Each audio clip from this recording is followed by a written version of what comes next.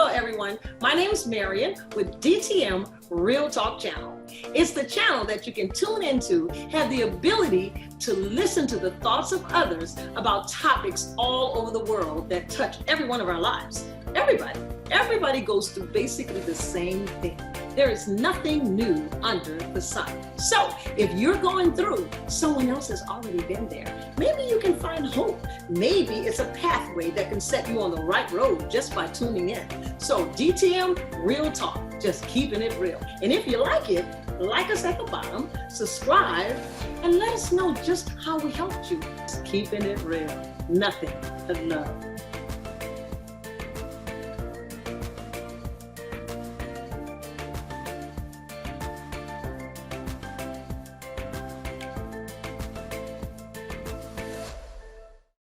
Good evening. This is DTM Real Talk, and we're just keeping it real this evening. And I know that you all are excited to hear the rest of Charlotte's story. Huh? Charlotte, say hi to the good folks out there. Okay, how y'all doing? That's all you want to say to the good folks, girl? Like, oh my God, I'm nervous too at the same time. That's okay. Guys, I met Charlotte last week on the phone, and she's an amazing young girl.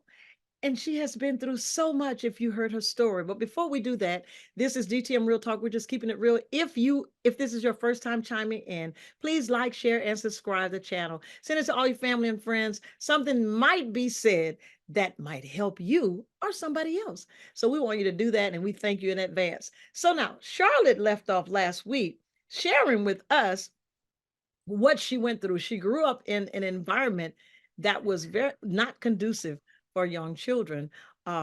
She grew up in a family of drug addicts. And so she was around drugs and addictions and things like that all of her life. And she talked about that. She shared that. So y'all go back and check it out. And she shared with us when we clipped off last week how that she was about 16, 17, I guess, and was working with a friend in a chop shop. And that was the first time I ever heard of such.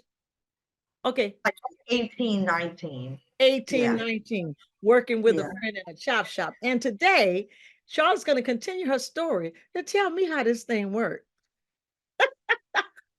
Go ahead, What Charlotte. happened was, he now, today he's my kid's father. I was Oh, with him guy, for you were 11 years. guy, you were I was looking. with him for 11 years. Okay.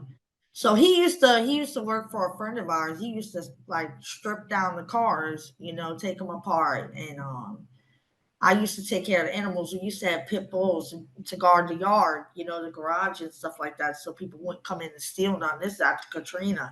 You couldn't see nothing in the east. Like there was no lights.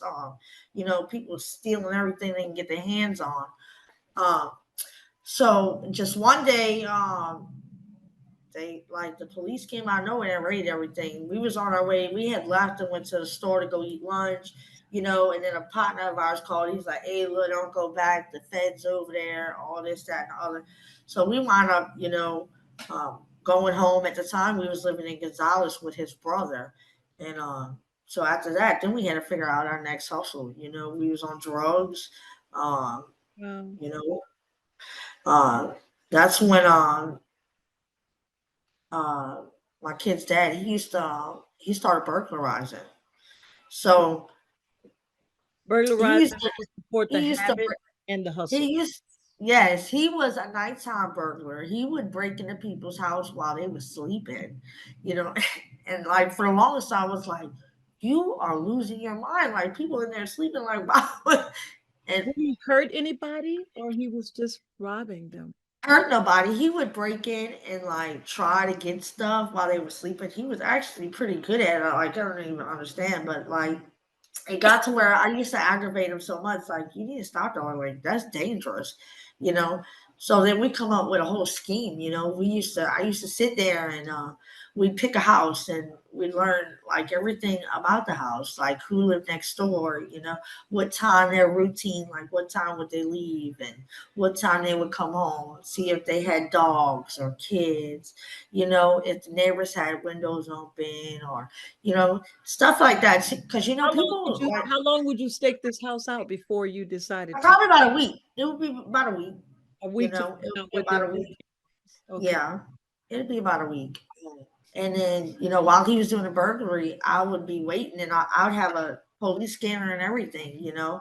Well, we wound up getting caught up. I wound up going to jail. I had a $850,000 bond. I had 20 counts of simple burglary and habit dwelling, and one count of receiving stolen property. They busted me and a co-defendant with $40,000 worth of jewelry.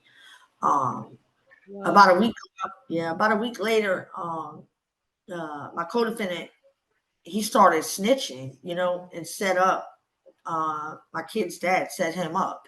So he wound up, in the jail. He had a parole violation because she was home from on parole. Parole violation with a hold on him, and then he had 20 counts of simple burglary habits one. So Charlotte, at the time, yeah, where were your children at this time during this? I didn't have kids then. Oh, I you didn't have was, that. Okay, okay. yeah, I was 19 at this time. I didn't have no kids. Gotcha. Keep Um, yeah. So he wound up violating his parole because when you sit on parole with a new charge, none of your time counts while you're sitting. So he violated himself. He thought, he was gonna catch a charge. Well, our co-defendant turned state on us. you know. So the DA come at me and he's like, "Listen, they both have prior convictions. They're both convicted felons. You have a clean slate. You're young, you're beautiful. I just need you to do this, that, and the other." And I was like, "No, I don't know what you're talking about. So they offered me 7 years. I didn't take it. Um, it come back and my attorney's like, "I got you half," and I'm like, "What, 3.5?" He's like, "Yeah." So I'm like, "What?" Well, I said, "What, 3.5?" He said, "No, 4." I said, "Well," at first I got mad. I was like, "That ain't half." And the judge is looking at me, and I'm just sitting there. I'm so angry, you Mhm. know. They want to drop in the 20 counts of simple burglary and having dwelling because they ain't had no evidence. They had no videos. They had no fingerprints. The co-defendant wasn't a reliable co-defendant because he had priors. It Mhm. was his word against ours. You know, I wasn't saying nothing, so they definitely can't stick it on us. So I wound up getting 4 years. Like I Okay. said, it's a hard labor, 4 years, St. Gabriel, the only women's maximum security prison in Louisiana. Mhm. Um, So after I you took did like the 4 years? Or how many years did you do? I did like almost 2.5 years on the floor because I kept getting in trouble. I kept losing my good time. Okay. I was cutting up in there. So I wound up coming home. I was on parole. Mind you, he was still in prison. Okay. He was in prison, but he had been doing time for so long. He would come home on parole, get a new charge, and go back. Come home on parole, get a new charge, go back. So when I come home, he had no release date. There was because he had so many back and forth. It took him forever. So I used to have to call DOC like well, I literally did every day, all day, trying to speed up the process of um, getting his rap sheet done, to where he can get his release date and stuff like that. Um, Mind you, I come home and I moved in with my aunt and her husband and my cousins and them. And he was selling dope. Um, they Okay. smoked weed. It was probably like 2 days of me being home. It wasn't even 2 days, and we had cameras on the house. And they're all in the living room smoking weed. And they say, my parole officer knocking on the front door, and I'm like, Okay. So "Oh, you're with your aunt yeah, and you're on parole. yeah, The parole officer knocks on the door while they're getting high in the living room. Okay. yeah." Go ahead.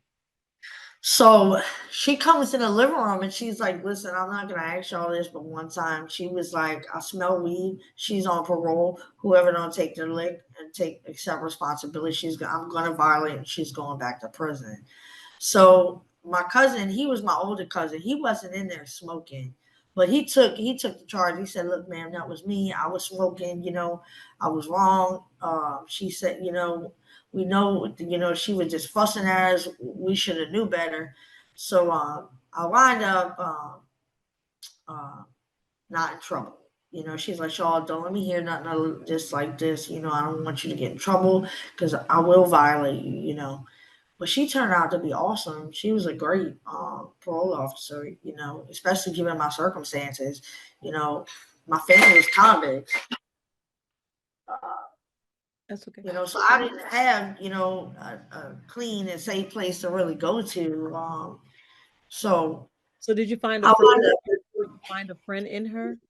to turn this off. Yeah, but not for long. Not for long. She was really amazing. I wound up moving. Their dad came home. I wound up moving. Their dad came home. Uh, I was probably clean for a couple more months. Then I started using. Started using again.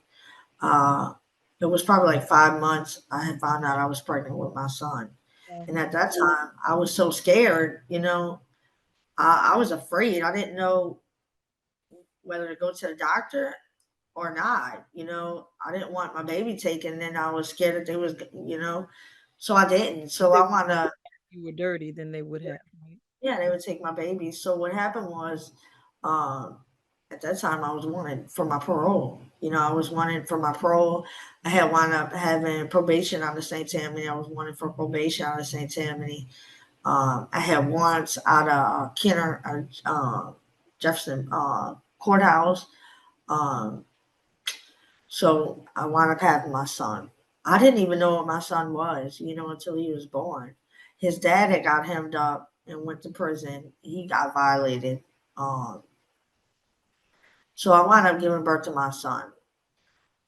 It was April 21st I had him. By April 28th, he was in the NIC unit. They came and took him. Mm. You know, the first thing I did, I didn't care about the people or nothing like that. You know, I just cried. Right. And I was holding him and I'm like, I am so sorry, you know. And the lady was like, you know, Sean, you're the first mom I've ever seen, you know, do that, you know, be an addict. She said, I have so much faith in you, you know.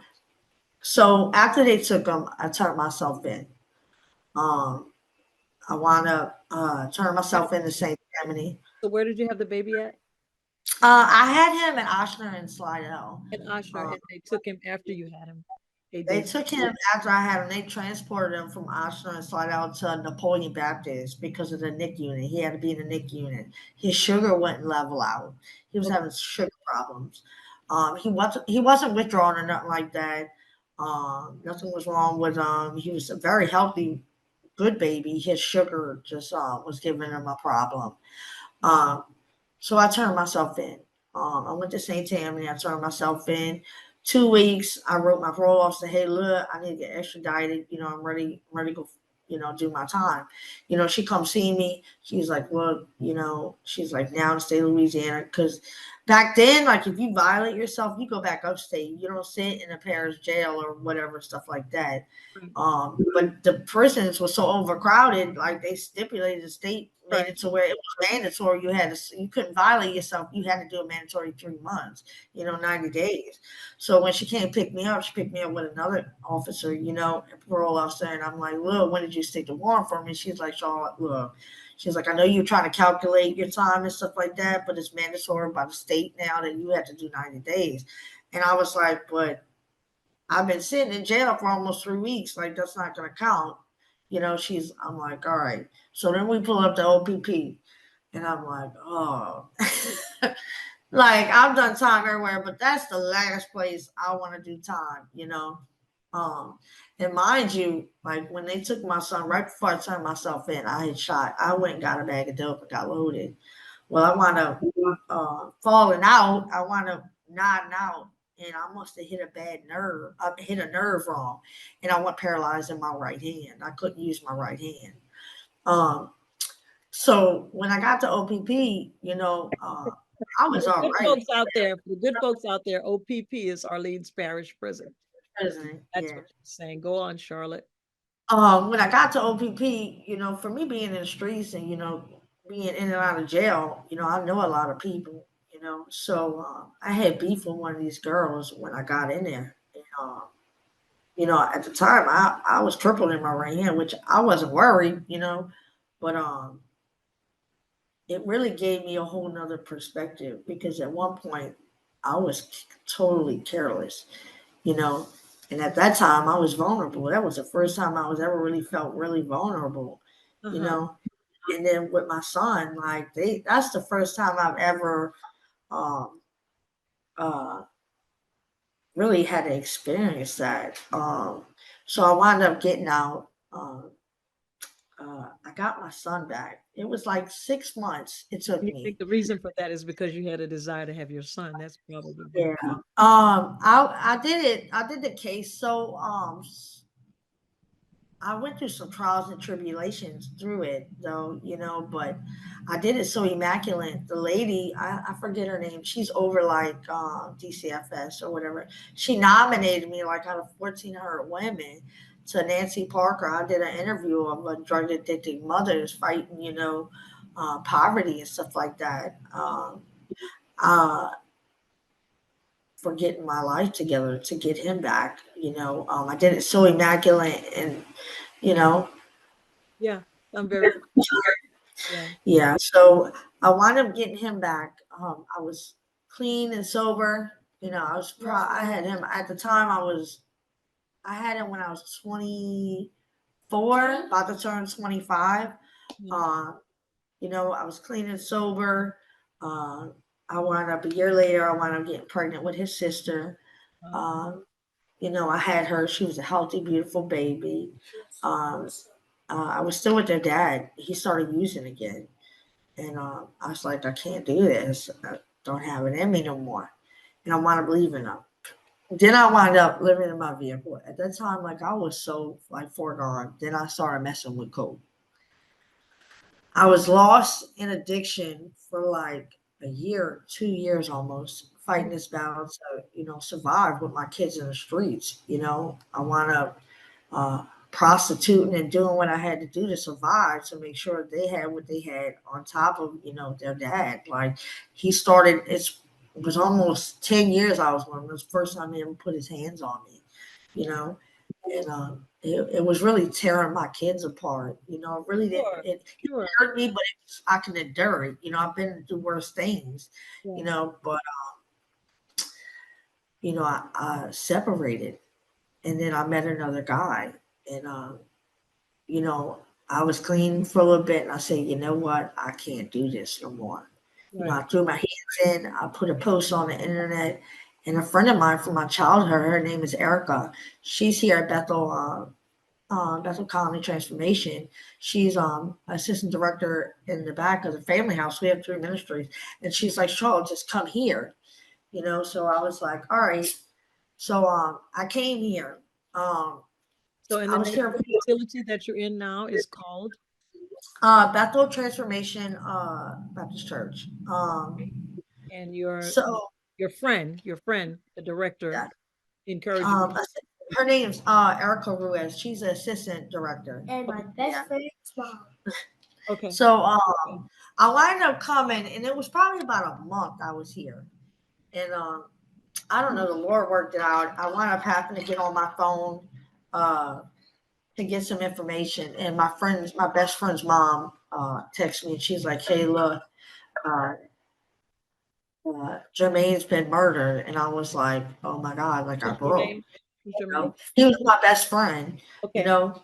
And so I go to my director at the time. Her name's Anushka Banks. So I'm like, my friend just got murdered. I'd really like to go to his funeral. And she's like, well, I'll talk to Pastor about it. She's like, but that's not your real brother. I said, it doesn't matter. That's my brother. Right. You know.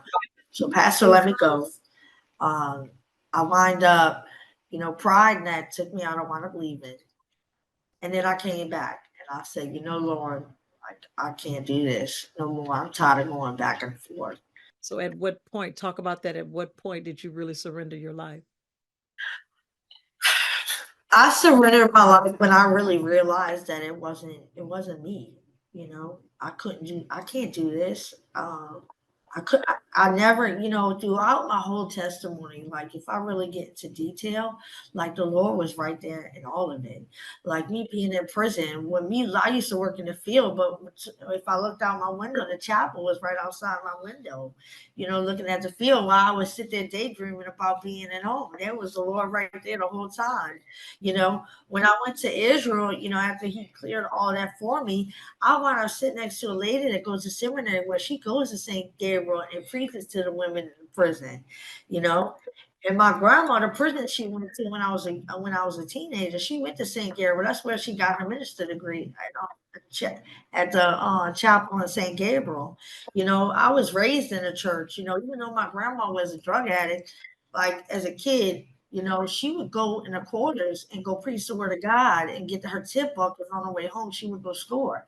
The Lord has always been right there in my life, but as far as like really surrendering and saying, "Hey, like I gotta give this to you, Lord. It's not me no more." Is when I finally came back the second time, and my kids said, "Mom, we really love you. I love it here. This is our home." And I say, Lord, you know, it's so crazy because when we go to church, like I told my testimony, the hotel behind our church, I used to get loaded in that church. Mm, The businesses we go pray at, I used to take my partner Blue and a couple of other people to these stores to go rob and steal stuff out of them. wow. Now I'm praying over them. Now you're going back to the places that you were. You know what I'm saying? So it ain't nothing but the Lord in all of it. Yeah, So it's like, and the whole time in my addiction, the Lord was right there, and I didn't even know it. You wow. know, so it hit me the second time. I was like, wow, He opened it wide for me. He gave me deep understanding. You know, He took me all the way to the Holy Land. I got to go where I'm a whole drug addict, prostitute from the hood that ain't never knew had nothing. He wanted to bring me to the Holy Land. I wanted being able to place my hand where the Lord has said to be born. It's like that ain't nothing but All that. of a sudden real to you, wasn't it? Yes, that ain't nothing but the Lord. And it's like, and then, He's giving me the opportunity to finally be a mom, to learn how to be a mom, to learn what love really is, because I never knew what it was. I'm able, my pastor got my teeth fixed. That was nothing but the Lord, because the Lord says, uh, He will give you your heart's desire. Yeah. And that was my heart's desire. So it, it's amazing, ain't nothing but the It is Lord. amazing. That is amazing, Charlotte. I'm very proud of you. So I'm listening to you and I'm like, oh, this poor girl. But no, this beautiful girl. Yeah, it's beautiful because Yeah, it's like all the trial and tribulations that I went through, the Lord used each one of it. Like when with me in prison, going through shakedowns, they had to be strip searched. When I got here and they want to put me on staff and the women come in, now I gotta strip search them, but I'm strip searching them to save them from their self. I am very proud of you, though I don't know you. And let me ask you this. What would you say? What would you say to the young girls out there that are struggling with addiction? Just in a couple of sentences, what advice would you give them, the ones that are really struggling and need to find a place in Jesus Christ, need to accept his love. They need to do this. They have it's no other way that it can be done. What would you say to them? I would honestly tell them to sit down for a second, take a deep breath, clear their mind, and just open the Bible, open a good book, and just read it for at least 5 minutes. Have an open, humble heart. You know, it's hard to say to trust, because that's a big thing. I just say try. Try. Like it's bad. Like in my addiction, it was like I was so miserable and I was so determined to like I wasn't. That they are worthy, that you are worthy, that you are loved. You do have a purpose. You know, uh, don't let nobody tell you otherwise. You're beautiful and you are loved. You know, Thank you. Thank you so well, much. So I just want to say to you, if you don't have a relationship with God, then Recognize that you're a sinner, repent, and believe the gospel. Charlotte was born into a family of individuals struggling with drug addiction and eventually found herself following that same pattern that she witnessed, and that was what she was around. However, after surrendering her life to Christ, she faced a lot of challenges, yet she demonstrated that through faith in Jesus Christ, a person can undergo transformation and begin a new life. Presently, Charlotte is a graduate of Bethel Transformation Ministry, and she works at a Pontilly snowball stand while caring for her children. This is a true testament to the transformative power of faith and determination. This is DTM. That's right. We're just doing what? Keeping it real. And we'll see y'all next week.